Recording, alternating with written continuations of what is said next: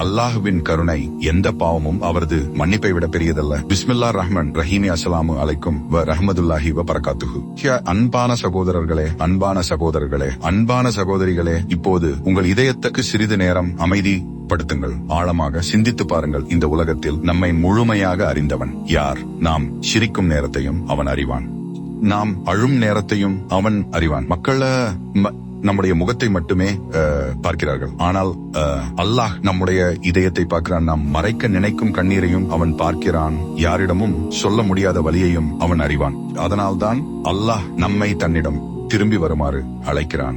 அல்லாஹ் குர்ஆனில் கூறுகிறான், குல் யா இபாதி அல்லதீன அஸ்ரஃபு அலா அன்ஃபுஸிஹிம் லா தக்னது மின் ரஹ்மத்தில்லாஹ் இன்னல்லாஹ் யக்ஃபிருத் துனூப் ஜமீஅன் இன்னஹு ஹுவல் கஃபூர் ரஹீம். என் அடியார்களே, உங்களுக்கு எதிராக அளவு கடந்து பாவம் செய்தவர்களே, இன் கருணையை பற்றி நம்பிக்கை இழக்காதீர்கள். நிச்சயமாக அல்லாஹ் எல்லா பாவங்களையும் மன்னிக்கிறான். அவனே மிக்க மன்னிப்பவனும் மிக்க கருணையுடையவனும் ஆவான். சூரத்து சுமர் இந்த வசனத்தை மீண்டும் இதயத்தில் மெதுவாக சொல்லி பாருங்கள்.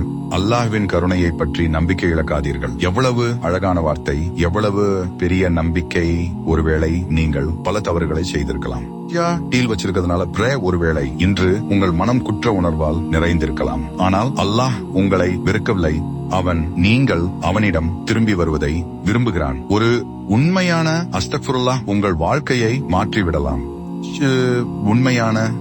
ஒரு உண்மையான தப்பா உங்கள் கடந்த காலத்தை அல்லாஹ்வின் கருணையால் அழித்து விடலாம். எனவே இப்போதே உங்கள் இதயத்தை அல்லாஹ்விடம் ஒப்படையுங்கள். அவனிடம் மன்னிப்பு கேளுங்கள்.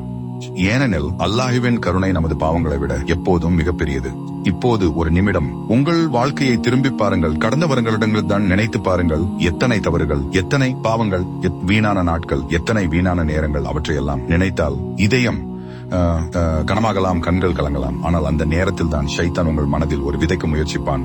உன்னை அல்லாஹ் மன்னிக்க மாட்டான். ஆனால் அது ஒரு பெரிய பொய்.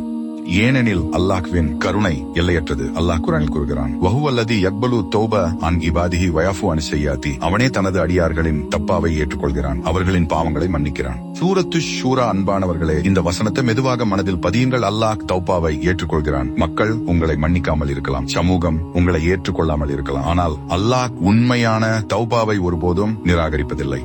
அன்பானவர்களே, இன்று நீங்கள் எவ்வளவு தூரம் அல்லாஹ்வை விட்டு விலகி இருந்தாலும் ஒரே ஒரு உண்மையான திரும்புதல் உங்களை அவனுடைய கருணைக்குள் அழைத்துச் செல்லும். அல்லாஹ் மேலும் கூறுகிறான், ஒமன் யக்ஃபிருத் துனூப் இல்லா அல்லாஹ். அல்லாஹ்வை தவிர பாவங்களை மன்னிப்பவன் யார்? சூரத் ஆல் இம்ரான். அன்பான சகோதரர்களே, நமது கடந்த காலம் நமது எதிர்காலத்தை முடிவு செய்வதில்லை. நமது உண்மையான தௌபாதான் நமது எதிர்காலத்தை மாற்றுகிறது. எனவே இன்று உங்கள் கைகளை அல்லாஹ்வை நோக்கி உயர்த்துங்கள். கண்ணீருடன் மன்னிப்பு கேளுங்கள். யா அல்லாஹ், நான் திரும்பி வந்துவிட்டேன் என்று உண்மையாக சொல்லுங்கள். அவன் உங்களை வெறுமையாக திருப்பி அனுப்ப மாட்டான். ஏனெனில் அவன் அர் ரஹ்மான், அவன் அர் ரஹீம். சில நேரங்களில் ஒரு மனிதன் தன்னையே வெறுக்க ஆரம்பித்து விடுகிறான். நான் இவ்வளவு தவறு செய்து விட்டேன், என்னை அல்லாஹ் ஏற்றுக்கொள்வானா என்று அவன் அமைதியாக அழுகிறான். அந்த நேரத்தில் நினைவில் கொள்ளுங்கள், அல்லாஹ் உங்களுடைய கடந்த காலத்தை பார்த்து உங்களை நிராகரிப்பவன் அல்ல. உங்களுடைய இன்றைய உண்மையான தப்பாவை பார்த்து உங்களை அருளால் அணைத்துக் கொள்பவன். அல்லாஹ் குர்ஆனில் கூறுகிறான், இல்லமன் தாப வாமன வாமில அமல சாலிஹன் ஃபௌலை யுபதிலுல்லாஹ் சய்யாத்திஹிம் ஹஸனாத் வகனல்லாஹ் கஃபூரர் ரஹீமா. எவர் தப்பா செய்து ஈமான் கொண்டு நற்செயல்கள் செய்கிறாரோ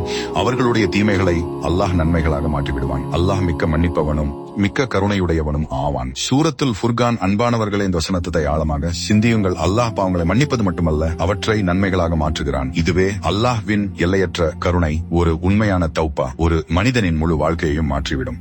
அன்பானவர்களே, இன்று நீங்கள் தனியாக இருப்பதாக உணர்ந்தால் அல்லாஹ் அழையுங்கள். குற்ற உணர்வால் இதயம் கனமாக இருந்தால் குர்ஆனை திறந்து வாசியுங்கள். இரவில் அனைவரும் உறங்கிய பிறகு 2 ரக்கத் தொழுங்கள். உங்கள் கண்ணீரை அல்லாஹ்விடம் மட்டும் சொல்லுங்கள்.